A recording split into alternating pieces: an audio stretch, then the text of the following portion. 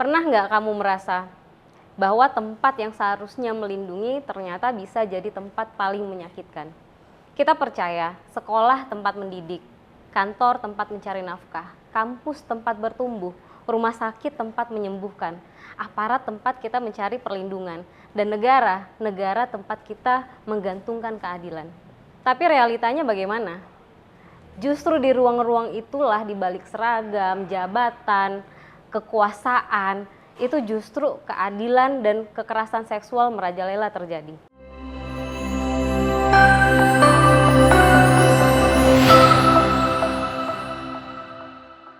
Selamat datang di Rame, Ruang Aman Melisa, karena suara korban nggak boleh pelan.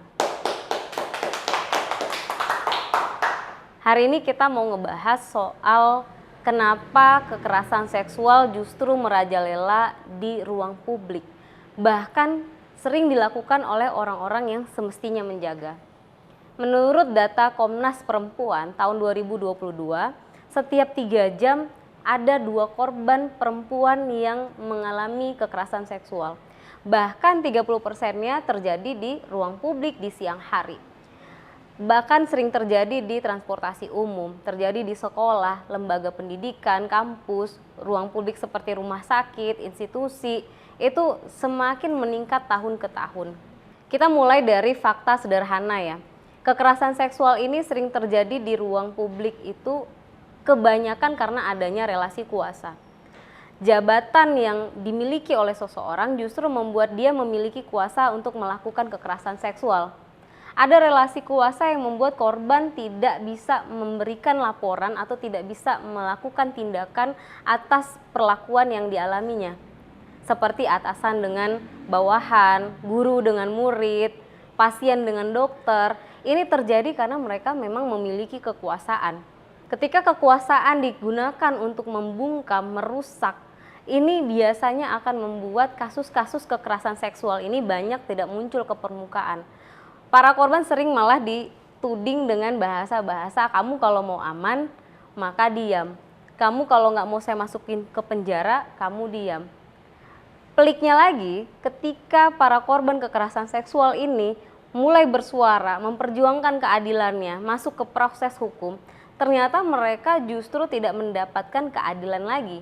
Yang lebih menyakitkan justru ketika korban mulai bersuara dan memperjuangkan keadilannya, justru sistem hukum yang nggak berpihak. Mereka sebagai korban justru sering diperlakukan layaknya terdakwa. Korban-korban kekerasan seksual kerap dipertanyakan hal-hal yang justru menyudutkan mereka sebagai korban. Mereka dikorek lagi traumanya. Nggak jarang ya dalam proses penyelidikan, bahkan di pengadilan, mereka dipertanyakan hal-hal yang mempermalukan mereka. Seperti apakah mereka menikmati, baju apa yang mereka kenakan, mereka masih perawan atau tidak. Bahkan yang lebih nggak masuk akal, mereka harus membuktikan sendiri bahwa mereka tidak sepakat dengan apa yang mereka alami. Padahal bentuk trauma itu kan satu, tidak ada deadline. Kemudian bentuk trauma itu tidak bisa dinyatakan dalam serta-merta dalam bentuk visum yang bisa dibuktikan ada kekerasan di sana. Sehingga banyak sekali korban-korban ini menjadi korban lagi ketika dia melaporkan. Itulah yang membuat kenapa kasus-kasus kekerasan seksual ini tidak banyak muncul ke permukaan. Kalau kita lihat ya, data itu kan dari 2022 sampai 2025, kasus-kasus kekerasan seksual ini naiknya luar biasa. Padahal kalau saya lihat ternyata bukan kasusnya yang bertambah, tetapi sudah mulai ada kesadaran dari para korban, dari media yang mengekspos pemberitaan, dari netizen mungkin yang membuat para korban itu saat ini sudah mulai lebih berani. Kekerasan seksual ini terjadi bukan serta-merta pelakunya bertambah banyak, tetapi justru ada beberapa faktor yang menekan pelaporan selama ini yang tidak muncul ke permukaan. Apa aja sih? Sebenarnya yang paling utama itu adalah satu, adanya budaya patriarki. Budaya patriarki yang membuat bahwa perempuan itu memang layak menjadi korban pelecehan seksual. Sering banget tuh kita dengar di ruang-ruang publik ya, ketika ada korban pelecehan seksual, banyak yang berdecak dan menyampaikan bahwa namanya juga laki-laki. Makanya pakaiannya dijaga dong. Belum lagi bahwa banyak sekali budaya yang mewajarkan laki-laki punya kekuasaan atas tubuh perempuan. Budaya-budaya seperti ini yang harus kita lawan. Yang kedua, masih minimnya edukasi seksualitas dan kesadaran gender. Orang masih banyak tidak memahami batasan, termasuk anak-anak usia dini ya. Mereka tidak memahami batasan privasi atas tubuh mereka. Mereka tidak diajarkan untuk berkata tidak terkait dengan hal-hal yang menyangkut tubuh mereka. Mereka seolah-olah tabu di masyarakat untuk mengajarkan pendidikan seksual.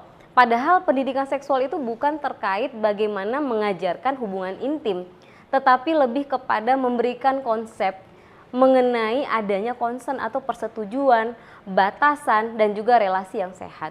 Yang ketiga, mekanisme pelaporannya itu sering terjadi tidak ramah terhadap korban. Korban dipojokkan dengan perspektif dari penegak hukum yang tidak memahami implikasi undang-undang tindak pidana kekerasan seksual.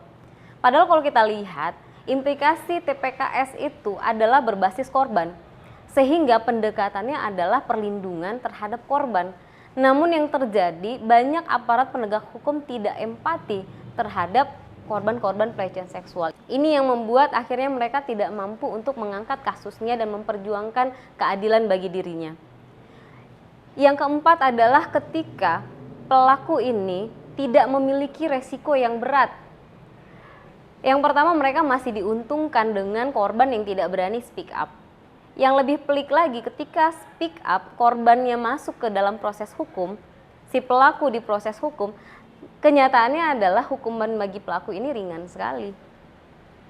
Ringan sekali, padahal seseorang itu sudah dihancurkan masa depannya, sudah dibuat trauma.